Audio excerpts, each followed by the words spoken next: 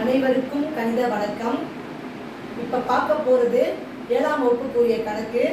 கற்றல் விளைவு திறன்வழி மதிப்பீட்டு தேர்வில் சுற்று 4. அதில் 4வது கணக்கை பார்க்க போகிறோம்.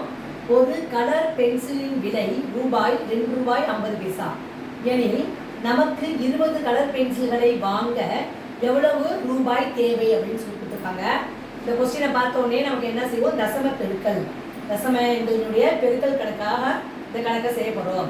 ஒரு கலர் பென்சிலின் விலை ரூபாய் 2 ரூபாய் 50 பைசா. எத்தனை பென்சில் நமக்கு தேவை? 20 கலர் பென்சில்களின் விலை. அப்போ 2 ரூபாய் 50 போட்டு 50 பைசா போட்டு என்ன பண்ண போகிறோம், 20ஆல் பெருக்கிறோம். பெருக்கினா வரக்கூடிய விலை தான் 20 கலர் பென்சிலின் விலை. இப்போ பாருங்கள், இந்த பூஜ்ஜியத்துக்கு இந்த பூஜ்ஜியத்தை போட்டுக்கிறேன். 0 2 0, 5 2 10, மீதி 1, 2 2 4 1 5. எத்தனை இலக்கம் தள்ளி புள்ளி வைக்கணும்? 2 இலக்கம், 1 2. அப்போ இந்த 2 இலக்கத்தை புள்ளி தள்ளி வச்சோம்னா வரக்கூடிய விடை ரூபாய் 50. ஆன்சர் வந்து இந்த கணக்குக்குரிய விடை ரூபாய் 50. 20 கலர் பென்சிலின் விலை ரூபாய் 50. புரிஞ்சுங்களா?